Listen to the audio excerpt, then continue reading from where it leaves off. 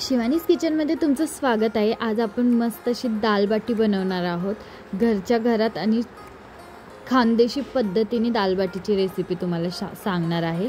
तर चला रेसिपीला स्टार्ट करूया। दिसायला किती छान दिसते दाल बाटी आणि मी इथं तळून दाल बाटी बनवली होती।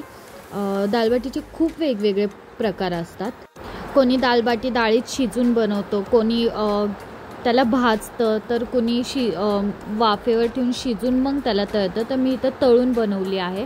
तर खायला जितकी म्हणजे दिसायला जितकी छान दिसत होती तेवढीच खायला खूप टेस्टी लागत होती। रात्रीच्या जेवणात ही नक्की ट्राय करा दाल बाटी। खूप सोपी रेसिपी आहे। मला दोघा तिघांनी सांगितले की दाल बाटीची रेसिपी प्लीज शेअर कर, म्हणून मी तुमच्यासाठी आज दाल बाटीची रेसिपी घेऊन आले। तर चला आपण रेसिपी बघूयात। मी गहू घेतले होते आणि दळायला टाकताना सांगितलं होतं की थोडंसं जाडसर म्हणजे रवाळ पीठ पाहिजे मला। थोडंसं जाडसर पीठ मी दळून आणलं होतं। तर इथं वरणासाठी म्हणजे डाळीसाठी आपण इथं डाळ घेतली 2 कप। थोडीशी म्हणजे तुम्हाला हवी असेल त्याच्यापेक्षा थोडीशी कमी डाळ घ्यायची, कारण की डाळ बाटीबरोबर डाळ थोडीशी म्हणजे पातळ असते, जास्त घट्ट नसते। स्वच्छ डाळ धुवून घेऊयात।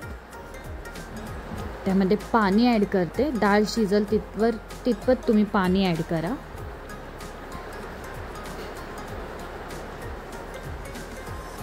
आणि आवडीनुसार डाळ तुम्हाला कशी बनवायची त्या आवडीनुसार तुम्ही डाळ बनवू शकता। कोणाला आंबट गोड डाळ आवडते, कोणाला प्लेन डाळ आवडते। मी इथं लसूण ॲड केला आहे, हिरवी मिरची ॲड करणार आहे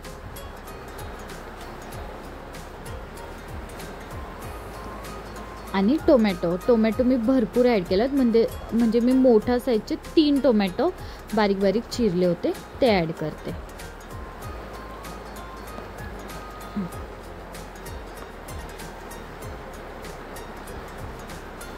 हळद टाकणार आहे रंगानुसार। मीठ ॲड करते। मीठ आपण नंतर पण टाकणार आहे, डाळ शिजवताना थोडंसं मीठ ॲड केलं आहे। कुकर बंद करते आणि 3 शिट्टीमध्ये डाळ शिजून घेते। तोपर्यंत आपण इथं बाटीची तयारी करूयात। एक घमेलं घेतलंय, त्यामध्ये मी अगोदरच तुम्हाला सांगितलं होतं की मी दाल बाटीचं पीठ आणलंय, जाडसर दळून आणलं होतं। त्यामध्ये काहीच ॲड करायचं नाही। गहू आपले नॉर्मल गहू घ्यायचे आणि जाडसर दळून आणायचे। तुम्ही बघू शकता व्हिडिओमध्ये दिसतंय की किती जाडसर माझं पीठ आहे दळलेलं। रवाळ पीठ म्हटलं तरी चालेल, तुम्हाला जितपत घरी बनवायचे तेवढं तुम्ही पीठ घेऊ शकता। मी तर 4 कप पीठ घेतलं आहे।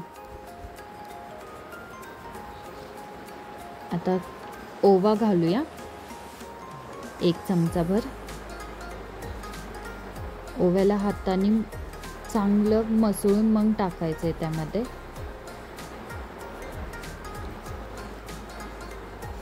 बेकिंग सोडा आणि मीठ टाकते। मीठ चवीनुसार टाका। बेकिंग सोडा 1 चमचा घाला, म्हणजे छोटावाला चमचा घेतलाय तो 1 चमचा घालायचा आहे। तेल टाकूया थोडंसं। इथं 2 पळी मी तेल वापरलं होतं। आपलं खायचं तेल आहे, घरात जे आपण भाज्यांना वापरतो ते तेल आहे। आणि पाणी टाकून आता आपल्याला ह्याचा एक पुरीसारखं पीठ मळून घ्यायचं। चपातीसारखं नका मळू, पण पुरीला आपण थोडंसं घट्ट मळतो पीठ, तसं आपल्याला हे पीठ मळून घ्यायचं। पीठ पातळ नाही करायचे जास्त आपल्याला, म्हणून मी थोडं पाणी टाकून पीठ व्यवस्थित मळून घेत होते। थोडं करून पाणी ॲड करा आणि व्यवस्थित पीठ मळून घ्या। पीठ पातळ झालं तर तुमची दाल बाटी व्यवस्थित शिजणार नाही आणि ती फुगणारी नाही, म्हणून पातळ पीठ करू नका आणि जास्त घट पण पीठ ठेवू नका, नाहीतर तुमची दाल बाटी ती पिटूळ लागेल।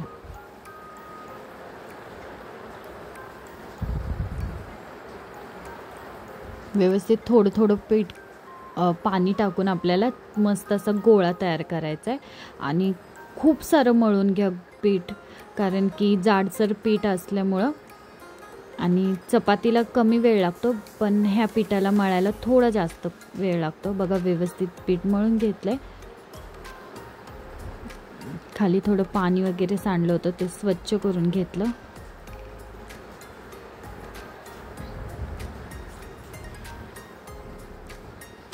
आता त्याची बाटी आपण करून घेऊयात. बाटी करण्यासाठी एक गोळा घेतलाय मी. चपातीच्या पिठापेक्षा मोठा गोळा घ्यायचा, मोठ्या साईजचा.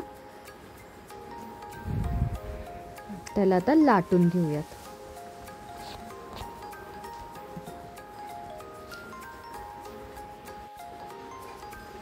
फुलक्या एवढी आपल्याला ही चपाती लाटून घ्यायची आहे.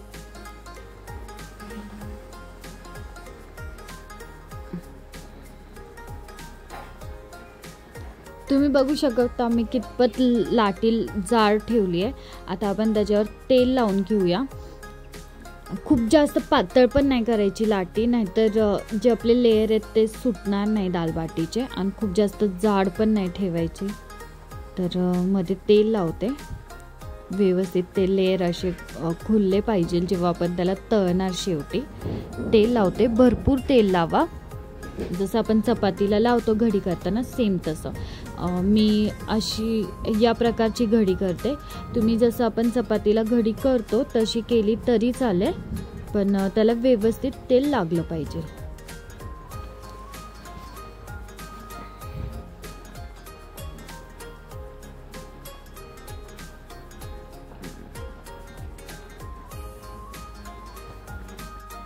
आता पुन्हा आपल्याला ते दालबाटीचं ते गोळा बनवून घ्यायचं आहे. म्हणजे जी आपण घडी केली होती ती आतल्या साईड दोंडून वरून व्यवस्थित तो गोळा दिसला पाहिजे. बघा ज्या पद्धतीने मी बनवते गोळा त्याच पद्धतीने सेम तुम्हाला करायचे, म्हणजे त्याचे पुन्हा सांगते की तळताना लेयर सुटते. आणि ते चिरतंय तर दालबाटीचं पीठ अशाच प्रकारचं असतं. सगळे बघा दालबाटी तयार करून ठेवले. तेवढ्या पिठात माझे टोटल 7 दालबाटी आणि एक छोटे झालं होतं. आता एक इडलीचं भांडं घेतलंय, त्याच्यामध्ये पाणी टाकते.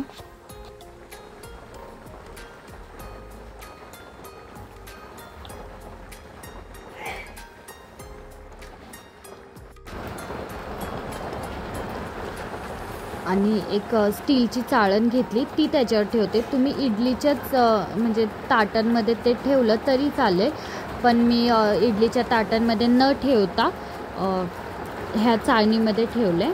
ह्याला तेल लावून घेते. आता व्यवस्थित पूर्ण चाळणीला तेल लावून घ्यायचे. आपली बाटी त्याच्यावर चिपकली नाही पाहिजे.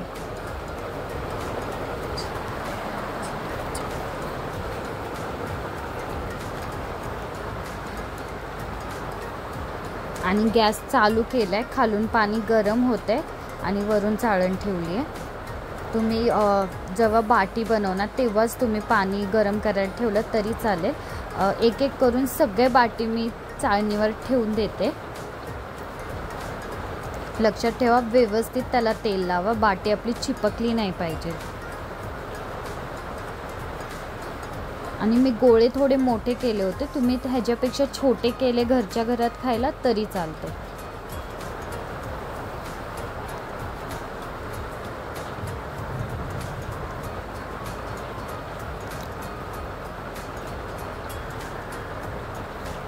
आता झाकण ठेवूया आणि याला 15 ते 20 मिनिटं व्यवस्थित स्टीम करून देऊया. तोपर्यंत आपण वरणाला फोडणी देऊया.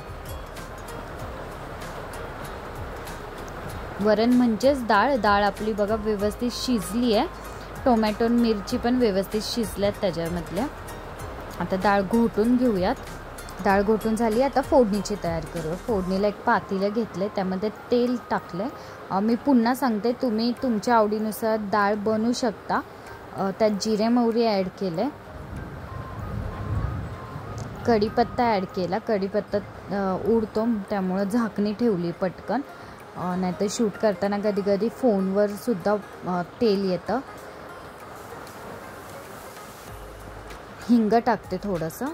वरणात हिंग नक्कीच ॲड करा, खूप टेस्टी लागतं वरण, किंवा तुम्ही डाळसुद्धा म्हणू शकता. आता त्यामध्ये डाळीची मस्तपैकी डाळ आपली टाकूया, म्हणजेच आपली फोडणी तयार आहे डाळीची.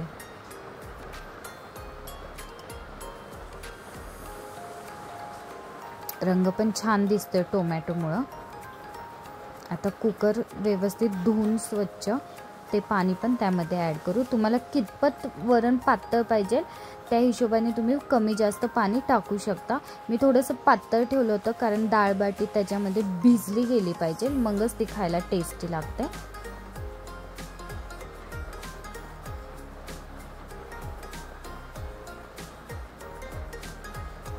आणि डाळ जेव्हा पण आपण घरात कोणत्याही प्रकारची डाळ म्हणजेच वरण करतो तर ती उकळली चांगली तरच ती चांगली लागते. म्हणून डाळ व्यवस्थित उकळू द्यायची 5 ते 10 मिनटं. मस्तपैकी बारीक चिरलेली हिरवी कोथिंबीर ॲड करते त्याच्यावर.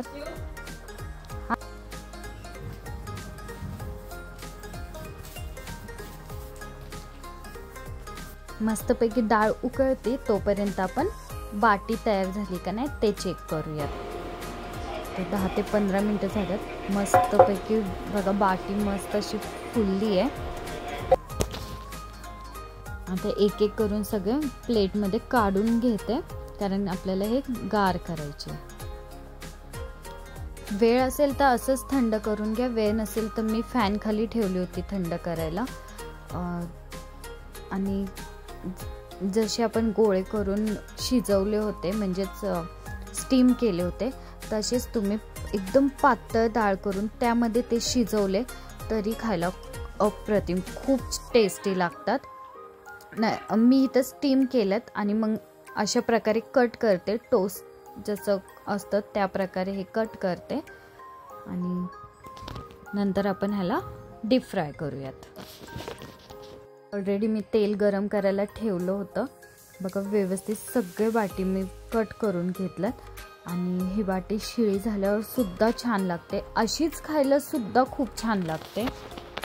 तेल सुद्धा तापले. आता सगळे डाळबाटी व्यवस्थित तळून घेऊयात आणि गोल्डन ब्राऊन रंग येऊस तोपर्यंत आपल्याला ते तळून घ्यायच्यात. बघा किती छान मस्त असं आणि लेअर पण दिसतात ते डाळबाटीला आणि इतके कुरकुरीत आणि टेस्टी झाले होते.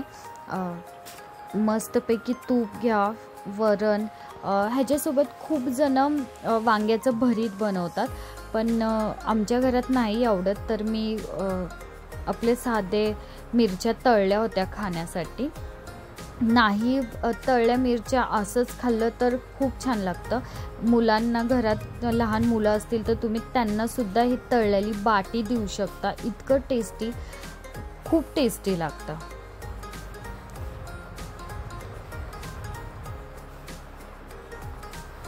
बघा व्यवस्थित करून सगळे मी तळून घेतल्यात बाटी आणि बाटीला तुम्ही बघू शकता रंग पण किती छान आलाय आणि लेयर्स पण मस्तपैकी असे सुटल्यात बाटीच्या. सगळे व्यवस्थित बाटी तळून घेते. बघा लेयर्स पण किती छान दिसतात ते. आणि आता सर्व करूयात. इथे मी मिरची तळली होती तुम्हाला सांगितलं ती घेतली आहे. तूप घेते कारण दालबाटी आणि वरण भात असलं तर तुपाशिवाय काहीच मज्जा नाही आहे म्हणून तूप घेतलं आहे वाटीत. वरण घेते वाटीमध्ये.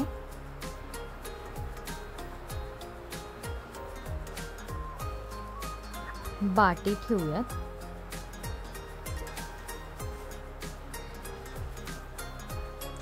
मस्त कुरकुरीत झाले होते. असे सुद्धा खायला खूप टेस्टी लागतात.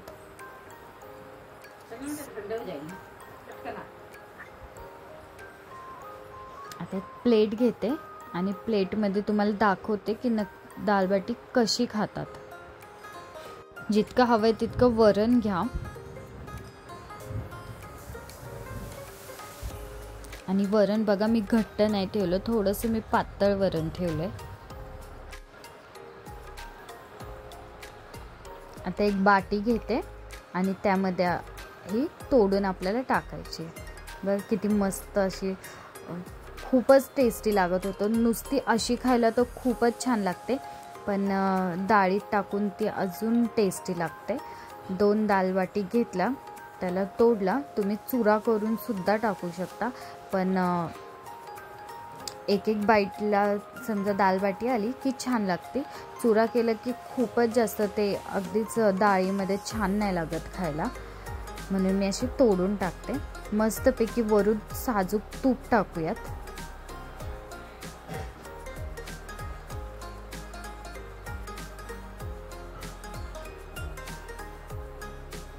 आणि आता एन्जॉय करूयात.